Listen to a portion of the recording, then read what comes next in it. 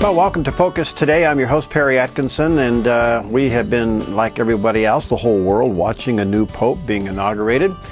And there's been some interesting articles on the internet concerning whether or not this is going to be the last pope. Is Pope Francis the last pope, and if so, why? Well, it's been quite controversial, to say the least, and earlier I had the chance to talk to Cris Putnam. He is the co-author of a book entitled Petrus Romanus, The Final Pope is Here, all based upon a very ancient Catholic prophecy. Well, join me in my conversation with Cris. I think you'll find it to be pretty interesting. Well, we're delighted to have with us today a very special guest, the co-author of a book that I think is receiving, well, it's been out for a while, but on the other hand, receiving a lot of attention now with the election of Pope Francis. And we have with us today Cris Putnam. He's the co-author of Petrus Romanus, The Final Pope is Here. There's a picture of it there on the screen. You may want to check it out at Barnes & Noble or online at Amazon.com. And Cris, fascinating read to say the least. Nice to have you with us today. What is this, I guess, prophecy of the final pope? What is it? Well, hi, Perry. It's great to be on the show with you. Thank you. So what we're dealing with here is an allegedly 900-year-old Catholic prophecy that was delivered by an Irish saint named Malachi Morgare. Now, the way the account goes of its origin is that Malachi was a bishop in Ireland, and he was trying to make some reforms in the church in his area, so he made a pilgrimage to Rome to see the Pope at that time. And outside the city of Rome, he had a vision. And this vision consisted of 112 popes into the future, basically up until what we would call the tribulation period that heralds the return of Christ. So Malachi wrote this vision down as a series of Latin phrases that seemed to describe some kind of visionary element of how this thing went. For each papacy, there was a little Latin phrase, and it seemed to describe something about the Pope or his coat of arms in many cases. Heraldry was really important in the medieval era. Something about events that might happen during his papacy. So it's a little imprecise in that I think a valid criticism of the way the prophecy works, that it doesn't always seem to be predicting the same sort of thing. So it's kind of open to interpretation in many cases. I think, you can kind of go looking around for a way to make it seem fulfilled. And I think that that's a valid observation. But, I mean, I tried to kind of debunk it myself. And, while I noticed that it's imprecise in that way, sometimes it's so uncannily precise that I really could not dismiss it. So, I think that, it's hard to say with real hard and fast that this is definitely a true prophecy. I don't put it on the level of the biblical prophecies that I study, but I do think that it does show some remarkable track record of predicting the future, enough where I don't think we can dismiss it. Fascinating. Has there been any kind of fulfillment of previous Catholic prophecies? Well, I mean, I think it's a really broad category. I don't know how to answer that. I think that probably, yeah. And the one, okay, let's look at this Malachi prophecy, since that's the one we're talking about. Uh-huh. So it's a string of Latin phrases, and a lot of them are about the coat of arms of popes. And they seem to describe something on his coat of arms. For instance, Paul VI, who was Pope in 1963. So we have this prophecy, hundreds of years before. We can establish without a doubt that it was printed and widely published in the 16th century. So when we see, matches in the 20th century, there's no way that you can argue it was after the fact or anything like that. So the motto for Paul VI was flower of flowers, flos florum in Latin. Mm-hmm. And but his coat of arms has 3 fleur-de-lis symbols on it, which is a symbol of the French monarchy. So it literally means in French, flower of the lily. Mm. So, the way I think, kind of skeptically, I'm thinking, well, maybe he knew about this prophecy and he picked his coat of arms and designed it so that he would be elected Pope. Wow. But it turns out they really have rules about how they do heraldry in Roman Catholicism. And by the time you're a bishop, you have to have a coat of arms. It's a requirement. Now, when you look at the careers of these guys, most of them are bishops 20, 30 years before they ever become Pope. So it would be really hard to anticipate when in the sequence you would fall and try to make your coat of arms match this prophecy. I mean, just to do that would be very tedious, and I don't think that's what's going on. But that's just to give you a sample of, how a lot of them work. But the one that really captured my attention, I think the one that kind of makes you take notice, was the one for Benedict XV. So he was Pope in 1914 to 1922, and the Latin phrase for him was religio depopulata, which in English would mean religion depopulated. Now, this is an important one because it's kind of different than a lot of the other ones in this string of phrases, because it's making a pretty bold claim. It's saying religion depopulated. I mean, all things being equal, you would not expect that to occur. It's a falsifiable sort of claim that could have easily not happened. In fact, you wouldn't expect it to happen. But between 1914 and 1922, during his papacy, is the time of World War I, which was devastating to Europe and the Catholic Church. But really, I think more so than anything, it's the Bolshevik Revolution broke out in Russia. So we have the rise of militant atheism. They say 200 million people left the church due to the things that started right in this brief period. So that one alone really made me, have to reevaluate this prophecy and say, well, I can't be so skeptical that I just toss it out, because I can prove that it was printed in 1595. No one doubts that. So here we have, in 1914, you follow the sequence in order, it lands right, religion depopulated, and it's right when communism broke out. Wow. Is there any characteristics about Pope Francis that is significant in kind of connecting the dots with this prophecy? Well, I think it's a little too early to tell. But the thing that makes this prophecy so interesting and so sensational right now is that out of that list of 112 popes, he's the last one, and the final prophecy for his papacy, it goes like this. It says, "In the extreme persecution of the Holy Roman Church, there will sit Peter the Roman, who will nourish the sheep in many tribulations. When they are finished, the city of 7 hills will be destroyed, and the dreadful judge will judge his people." The end. That's the problem. It's not a short phrase for him. That's like a little paragraph. And of course, it sounds very apocalyptic. Yeah.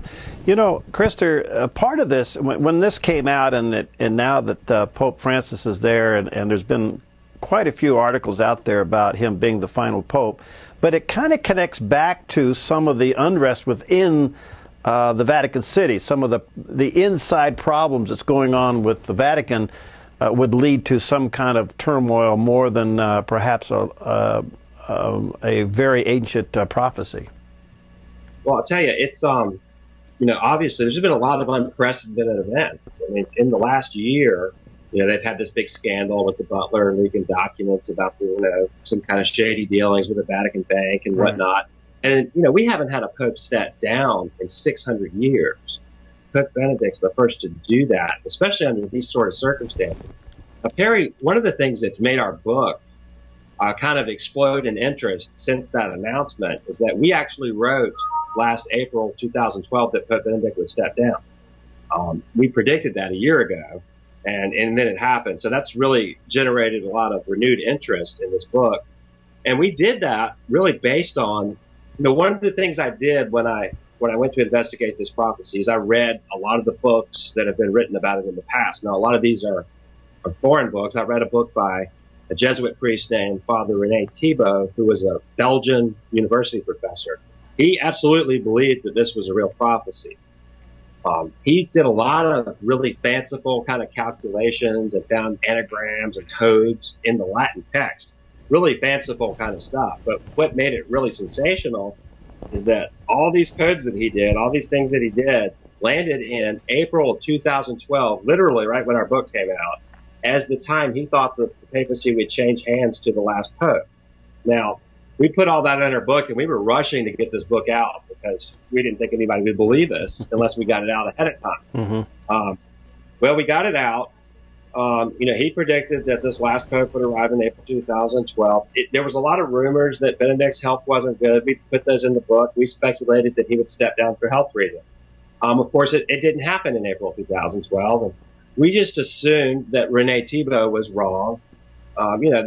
Who would think that somebody writing in 1951, which is when his book was published, would be able to nail that. Well, in February 11th, when Benedict stepped down, I was reading the New York Times, and in fact, I have the quote right here. I'll just pull it up and just read this little snippet that was in the February 11th New York Times. It says that the resignation was long in the planning was confirmed by the editor of the Vatican newspaper, who wrote Monday that the Pope's decision, quote, was taken many months ago after his trip to Mexico and Cuba in March of 2012 and kept with a reserve that no one could violate, end quote. Whoa. So Benedict actually decided to step down at the end of March and told only a few people in 2012, right when this guy said he was going to do it. Wow. Can I keep you through the break? Sure. Okay. Let me ask one question before we take a break. Is there any theological discord within the church that may be causing this ruckus?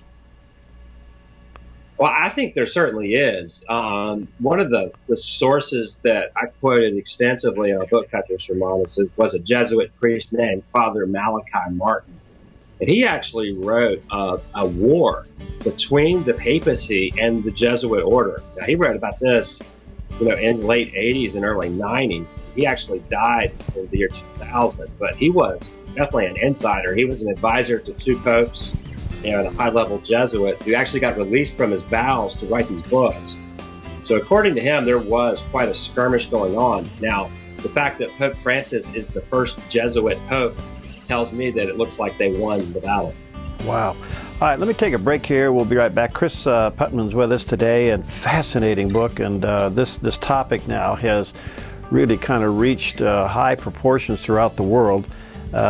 Petrus Romanus, there it is. You may want to take it, Romanus, you may want to take a look at that and check it out at Barnes & Noble and also at Amazon.com.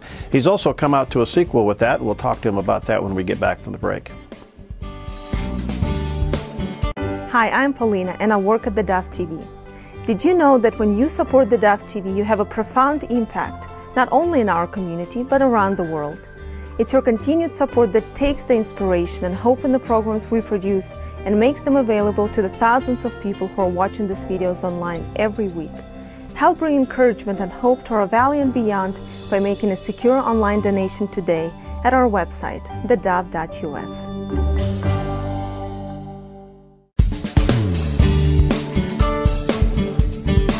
Okay, we're back with Cris Putnam, and he has co-authored a fascinating book. It's been out for a while, Petrus Romanus, and it deals with The Final Pope is Here, based upon a prophecy.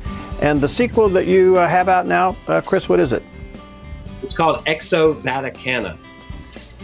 And it's actually, it's going into some fringy areas here, but the Vatican actually has their own observatory on top of Mount Graham in Arizona. Now, there's a complex of telescopes up there that were built through a mirror lab at the University of Arizona. The Vatican Advanced Technology Telescope, a radio telescope called the submillimeter, and the Large Binocular Telescope, which is the most powerful telescope in the world, bar none. They actually get images better than the Hubble Space Telescope up there. Now, this begs a lot of questions, like why is the Vatican involved in high-level astronomy? Yeah. Why did the Vatican host an astrobiology conference in Rome in the year 2009? If you type the word extraterrestrial and baptize into a search engine, why do you get hundreds of articles by different Jesuit astronomers talking about baptizing ETs into the Catholic Church?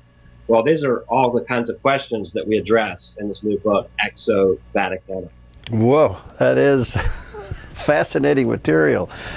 All right, I want to come back to Pope Francis. I mean, he is Jesuit, so maybe that little scrimmage is at least set on the shelf for now. We've heard of controversy within the cardinals. There was a shift, or at least an attempt to shift it to more of a liberal position. Both Pope Benedict and John Paul tried to keep that more in the conservative ranks. Where do you think Pope Francis will go with the cardinals?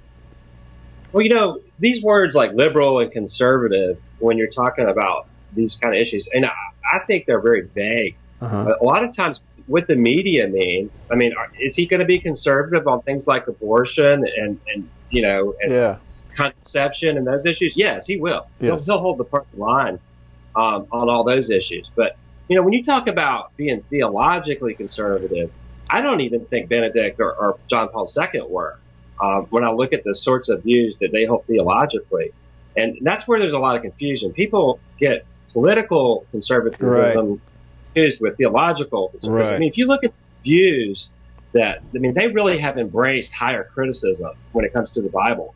If you want to talk about the Genesis creation count and Pope Benedict's view, he views it as mythology. He's definitely embraced Darwinism and the whole, you know, naturalistic scientific paradigm when it comes to an issue like creation. So would we call that theologically conservative? Wow. Not in the evangelical circles. Right. Certainly not. Right. Right. There's been talk about liberation theology from where the Pope come from. Will that surface, you think? Yeah, I don't know. I mean, from what I've seen, he has not taken any public stances in line with liberation theology. Now, a lot of times the way things appear aren't exactly the way they are, so it's hard to say.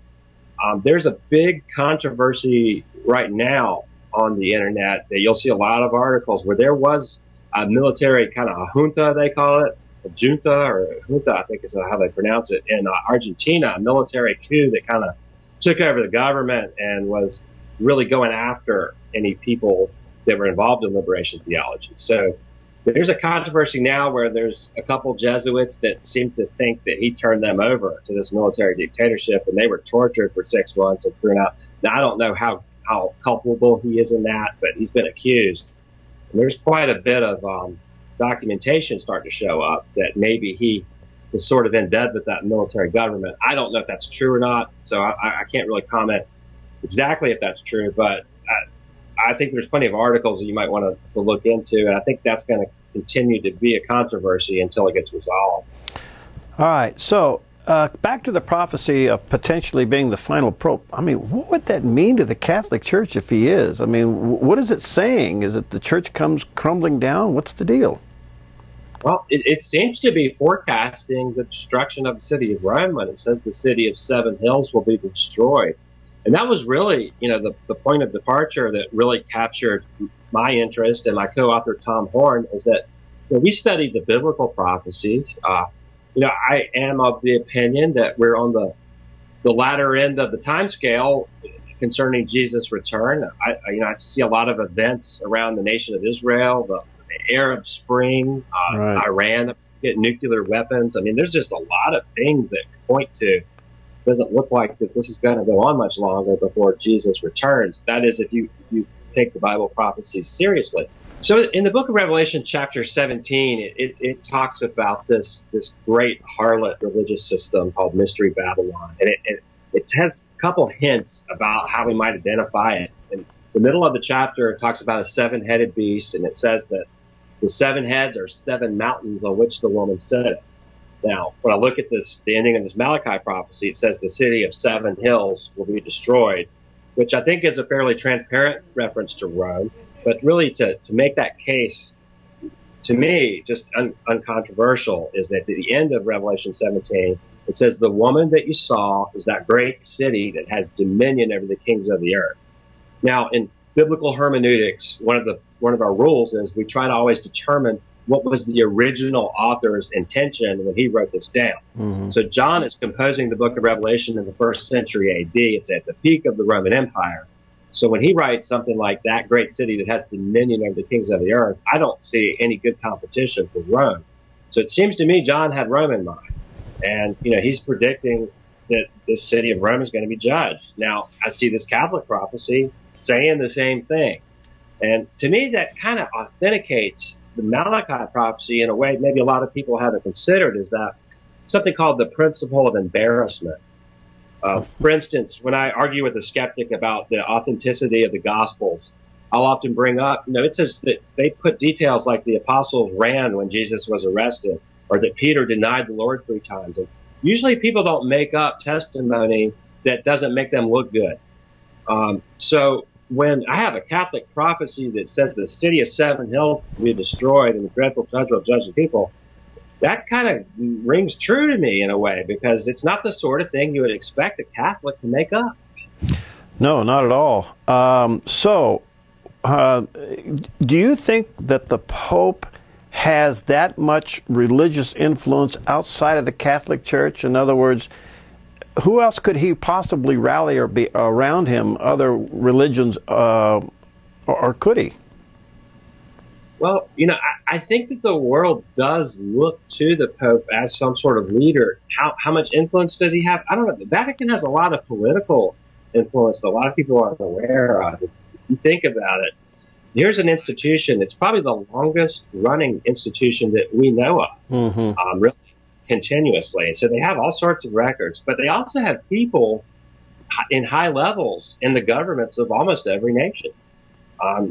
For data collection. I mean, I don't know what sort of activities they're involved in, but some of the things that Malachi Martin wrote, it seems to be that even the CIA turns to the Vatican for intelligence. So, I suspect that they have a lot more influence than we're aware of.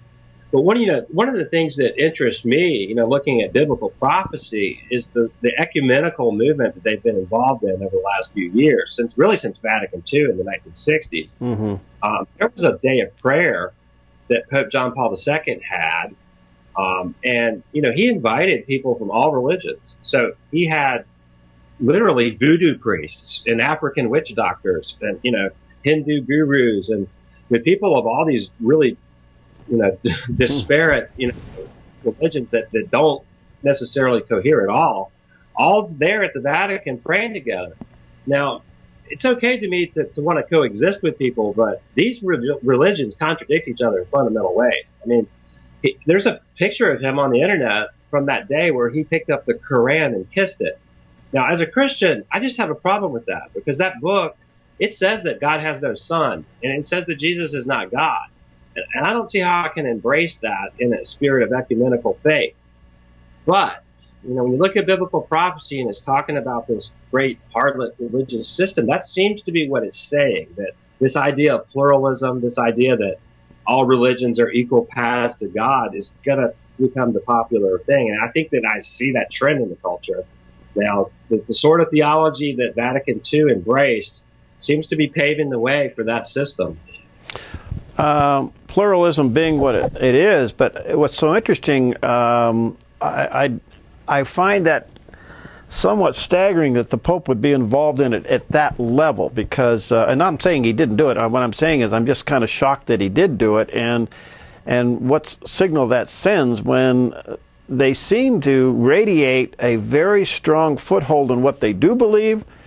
They draw a line in it. They said, this is who we are. We don't budge from it. And they put money to it. So I just don't understand what the motive would be to have this pluralistic mindset at that ranks of the Vatican.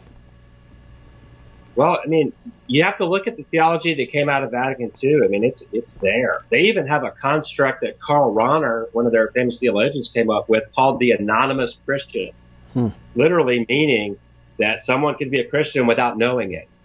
Okay, if you're a good Muslim and you do the best you can with what you have to work with, you could be an anonymous Christian. So this is literally in the sort of language that is written into their own theological documents. It does seem contradictory. I mean, it's contradictory with the sorts of things they've said historically. So, I can't really make sense of it as far as all that goes, but I know that it has been written and it's done. And the thing that we found even weirder is that these statements by these Jesuit astronomers talking about they would be willing to baptize extraterrestrials. Now, you talk about pluralism. Yeah.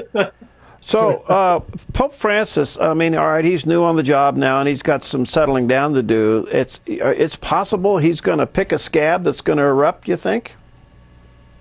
It's hard to say at this point, but, I think he's going to try to smooth everything over. I think that's probably why they elected someone outside of Rome, someone from South America, because they have so much political infighting and controversy, and I think a lot of it has to do with finances. It does seem that there's been some revelations where there's been some pretty nefarious financial practices at the Vatican Bank.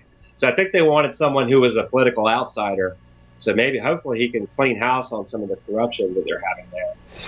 Well, Cris, this is fascinating. Let me encourage our listeners and viewers, if you want to pick up a copy of the book, there's a picture of it there on the screen, Petrus Romanus, and it's put out You can get it at Barnes & Noble or online at Amazon.com. And the new one, again, the new title of your follow-up book that's going to be released this week? Exo-Vaticana, and you can go to RaidersNewsUpdate.com to find out information about that.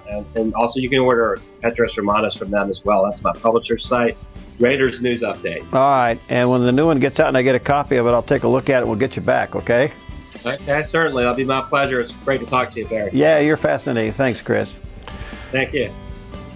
Well, there you go. And fascinating book. I'm still scratching my head over that one, but I got a theologian in the studio. Maybe he can straighten me out. Pastor Rick Booye is with us. Dr. Rick Booye. Cool dude, Rick Booye. He's here. We're talking about Easter and Passion Week, and join us coming up next year on Focus Today. Hi, I'm Daniel and I work at theDove TV. You know, compared to Portland, Seattle, and LA, Medford might be considered a small market. But at theDove, we're excited about the opportunity to make a big impact right here in our community. And you help make that happen. Did you know that more than 90% of our income comes from people like you? You can help us now by making a secure online donation at our website, thedove.us, or by phoning 541-776-5368.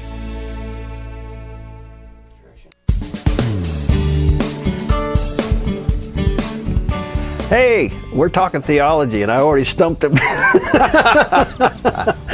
Pastor Rick Booye is in the studio with us today, pastor of Trail Christian Fellowship. Love this brother and the work that he does and what he stands for. We have teamed up together in years gone by with Pacific Bible and some other projects, but I just love his passion for the Word. And he's gone on. You earned your PhD this past year. Doctorate of Ministry. Doctorate, yeah. Well, you know, Doctor of Ministry, you know. It's Doctor. Different kind of doctorate. Dr. Rick. Okay.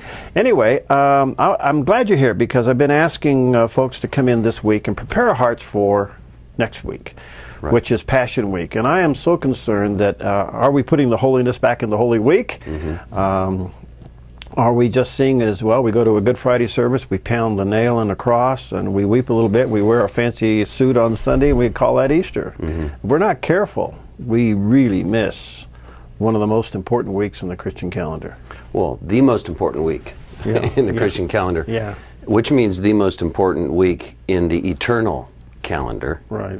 It's the turning point of the destiny of the entire universe. I mean, it's nothing less than that. I mean, there's one chapter in the New Testament about the birth of Christ. Yeah. There are a total of 28 chapters in the Gospels about the last week of Jesus' life, his death, burial, and resurrection. Well put. So you simply cannot overemphasize Passion Week, and often we do miss that point. Well, and we say it's the most important. I don't want to de-emphasize Christmas, but yeah, we got to have the birth. Yeah, oh yeah, you don't want to de-emphasize it, but when you read the Gospels, there's a well-known scholarly saying that the Gospels, all four of them, are basically passion stories with long introductions. Yeah. And the story of Jesus, the incarnation, is crucial theologically and in the fulfillment of God's plan. And yet the movement of from the incarnation through the perfect life of Christ under the law, and then to that crucial week between what we call Palm Sunday and Easter Sunday, and then followed by the Ascension, God literally jumped personally into the wreckage of humanity, grabbed it with both hands, and literally changed the direction of the universe at the cross. Mm-hmm. And the struggle between Israel and Messiah himself that takes place in that last week. And it is a struggle right there in the temple, mm-hmm, you know, where Jesus talks every day, and he's presented himself as Messiah. And then they have this struggle. What you have is the struggle of religion in its very best form, which was Judaism, mm-hmm, against God in person. And you know, when you let that soak in, you realize, wow, we need to give up our religion. We need to come to Christ. And that's why he said, tear down this temple and I'll rebuild it in 3 days. He meant himself. He's the place of meeting now. And so it's just, you just can't overstate the importance of that week. The acceleration of that week is just incredible because the momentum. You come from the triumphal entry into Jerusalem, and then you get to the upper room, Yes. which is the Last Supper, the washing of the feet, and the betrayal. And the Great Commandment. And the Great Commandment, because you had the meal, the washing of the feet, and the betrayal. Then the room's dead silent in disbelief. Then he gives the new commandment. That's right. Love one another as I loved you. I can't imagine them getting that commandment then. Could they get it? Yeah, because he said, love them. He said, love one another as I loved you. But the impact of that probably didn't hit them until after the crucifixion. I'm sure it didn't. However, remember what he had said about the law. See, the Great Commandment, when they asked him about the law, he said, you shall love the Lord your God with all your heart, soul, mind, and strength. It's from the Shema. Right. And then he quoted Leviticus 19:18. He said, you shall love your neighbor as yourself. But that's the synopsis of the law. That's the synopsis of everything the Old Testament says, and it can't be done. The law can't be done. If you double click on that, you come to the new commandment to his disciples on Maundy Thursday, you know, the mandate, Maundy, the commandment night, where he said, now, you belong to me. I have loved the Father. In me, you have loved the Father with all your heart, soul, mind, and strength. Here's what I want you to do on earth right now. Represent me by loving one another and the people around you. So what he's saying to his disciples is, you're my community. You're going to fulfill what could never be fulfilled by old Israel. The fulfillment of the law. You've come to me. I'm going to pay for your sins. I'm going to give you my own personal righteousness, and you're going to live out the love of one another that's commanded in the Old Covenant, was never able to be fulfilled. And that's how people are going to know I'm the Messiah and the fulfillment of everything from the Old Covenant. So it's hugely important. How did the Jews not get this? Honestly, you want to move on? Humans don't get it. It's not just the Jews. It's humanity. You know, humanity is enamored with its own religion. Yeah. You know, religion is what we do for God. The gospel is what God did for us. Right. And when you look at how the temple and the system of the temple had degenerated, you see why Jesus cleansed it. You see why he cursed the fig tree out in front of it, a symbolic cursing of the whole system. Human religion, even at its very best, is focused on what humans can do. And humans really can't do anything. And I think that's why people didn't get it. They couldn't get past the idea that God was doing something, first of all, bigger than Israel, bigger than their nation. Secondly, bigger than their own personal self, okay? Bigger than their religious achievements. I think humans in general can't get that. And the Holy Spirit has to break through us.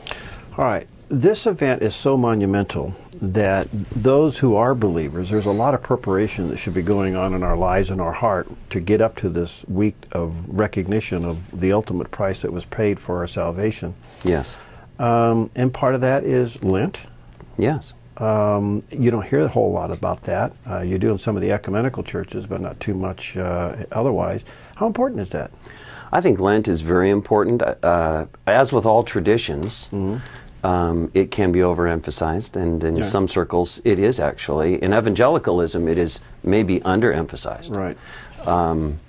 I have friends who fast during the entire Lenten season, and I don't, but I did when I was younger.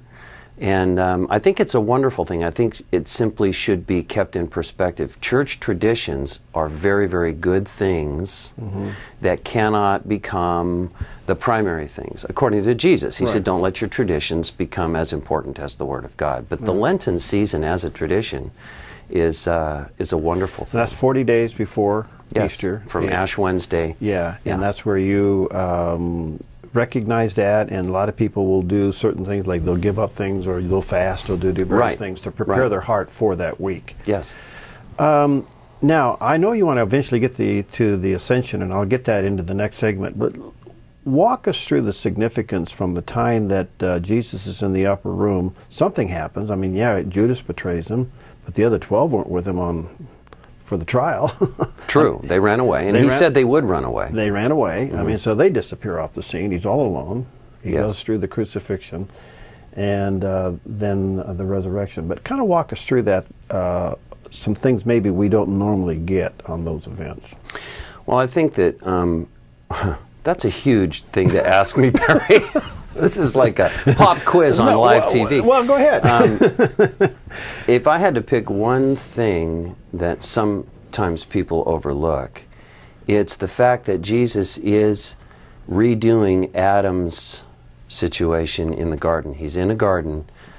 The snake is there. You remember in the Passion of the Christ how it opened with the snake? There was this scene where the snake was there in the garden. Right.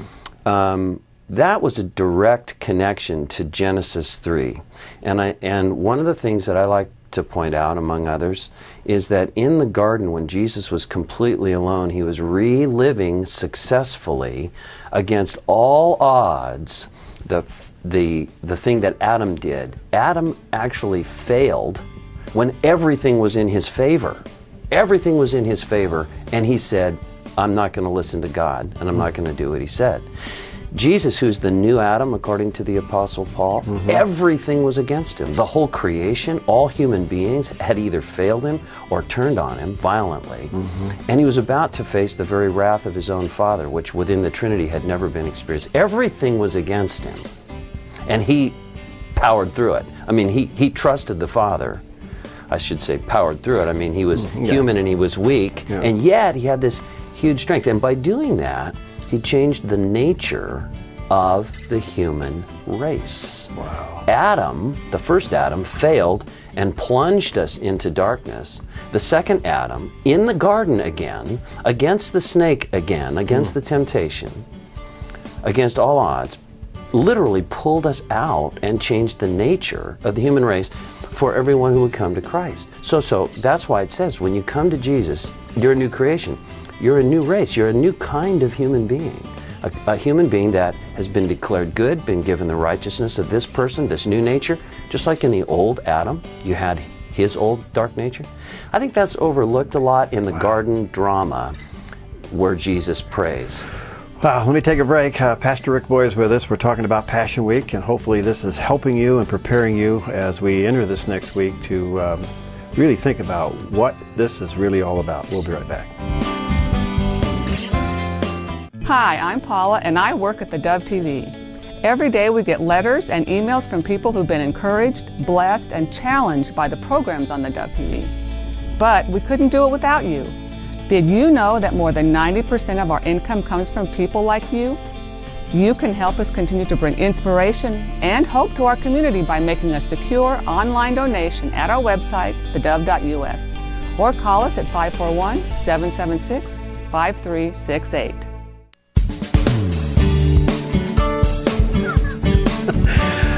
You get a couple of guys in here talking theology. We ought to just, leave the camera on during the breaks. Anyway, Pastor Rick Booye is with us today. We're talking about Passion Week. Oh, you just brought out such an incredible correlation, probably the best I've ever heard of the old Adam and the new Adam, because Paul does say that's what Jesus is.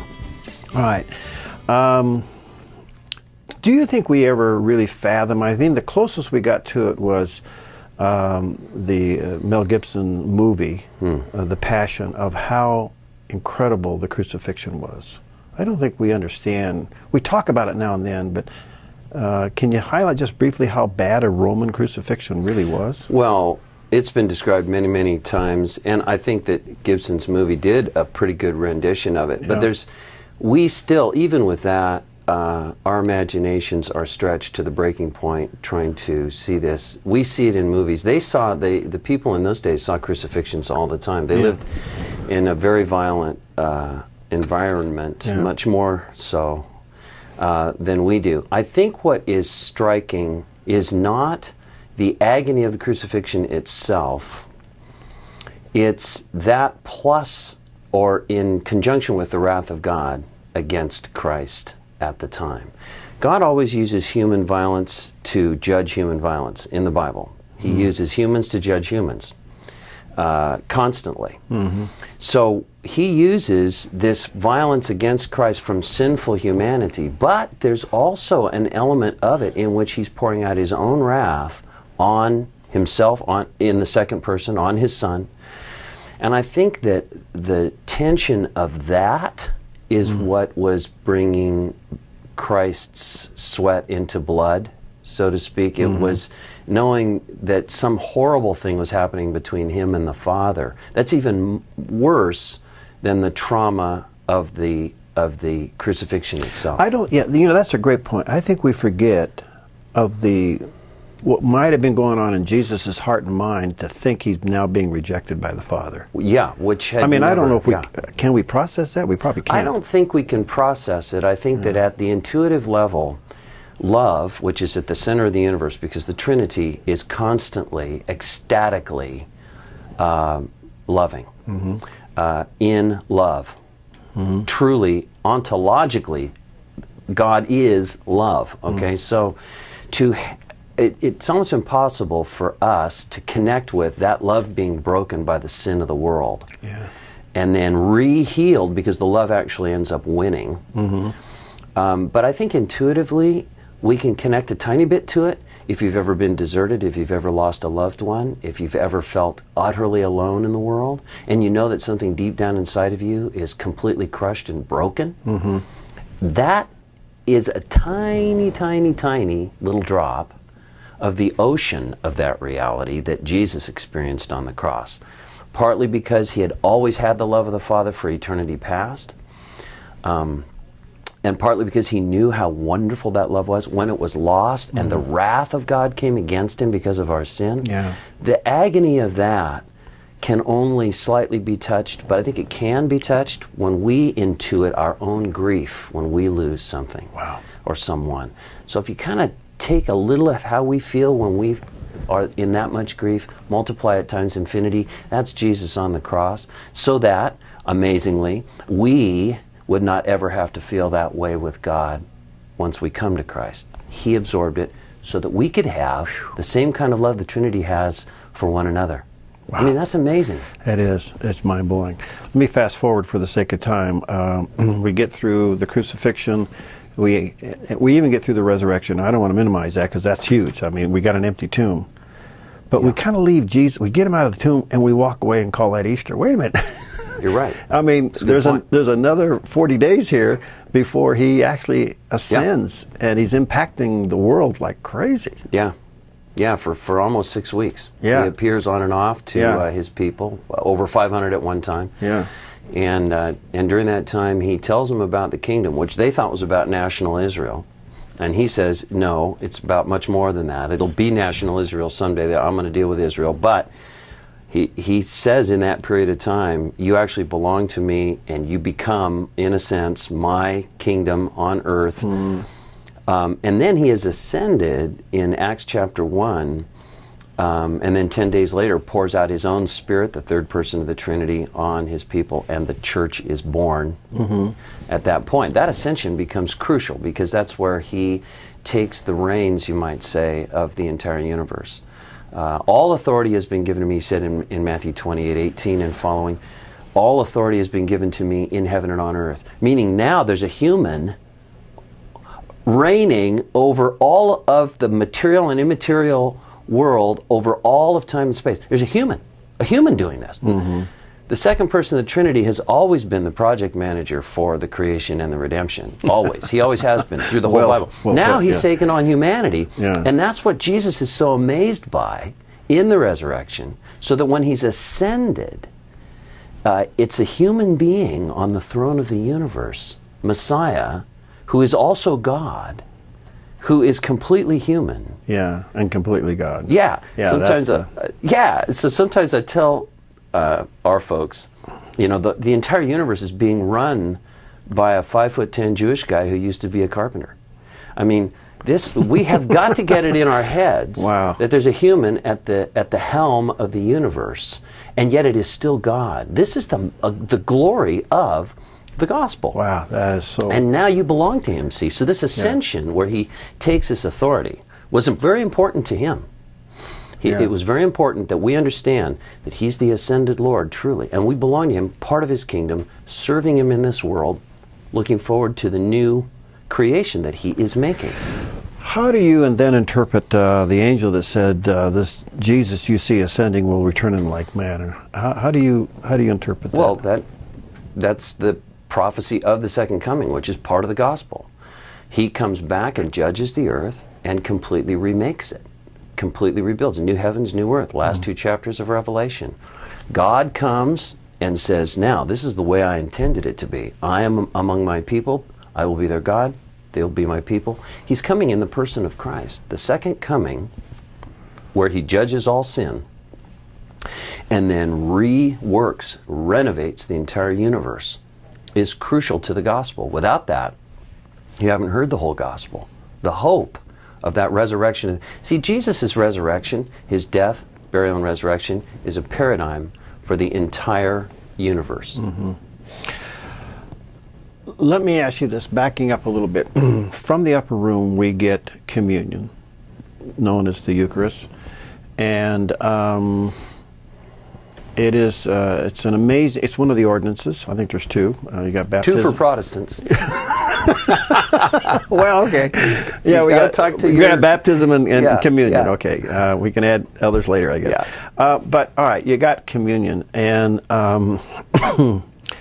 it is such an incredible event in the Christian's life. But sometimes we just kind of pass it through. We don't really stop and say, "Hey, wait a minute! This is an incredible thing that God left for us to do." You're right. We take it lightly. Mm-hmm. And as a minister of the gospel myself, and you too are a minister of the gospel, I think it's incumbent upon us as pastors not only to not allow it to be taken lightly, but to ourselves remain impressed all the time with the work of the cross. That's what that's about. Yeah. It's death, burial, resurrection of ourselves and of the universe, and we're remembering the tangible. It's the taste of grace is what it is. He gave us something physical to remind us that he did something in time and space. None of the other religions do that, by the way. They all either leave you on earth or take you out into the great ek consciousness or whatever. Only the gospel says God is redeeming the material world in time and space at a moment in time with real matter. So he gives us something to chew on and swallow to remember this is true. And I think we as ministers, I know I'm convicted in my heart if I don't take it seriously, and I want others to. Yeah, and what about the preparation of our heart for communion? Because we're going to go into Holy Week. We will take communion somewhere in our traditions and our expressions over this next week. But it's very clear that our heart's clean before we do it. If not, it has with it a consequence. That's true. However, the cleanliness comes from Christ, which means it's repentance.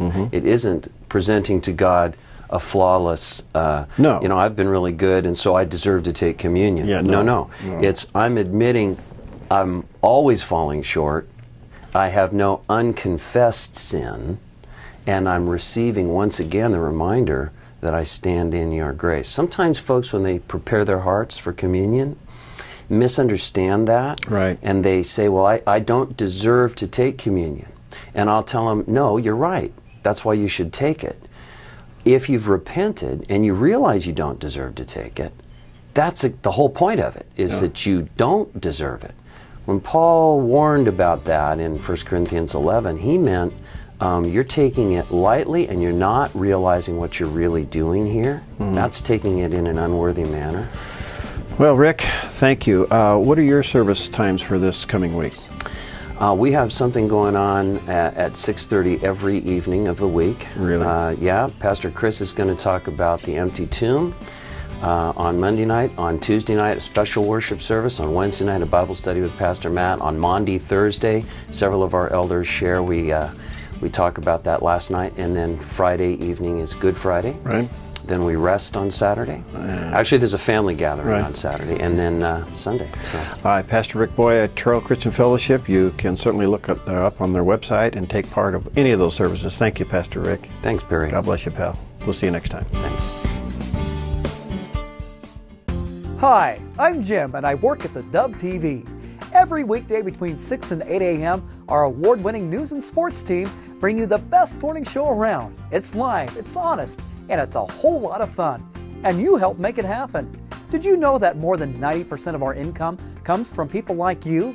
You can help us continue to air local programs that share your voice by making a secure online donation at our website, thedove.us.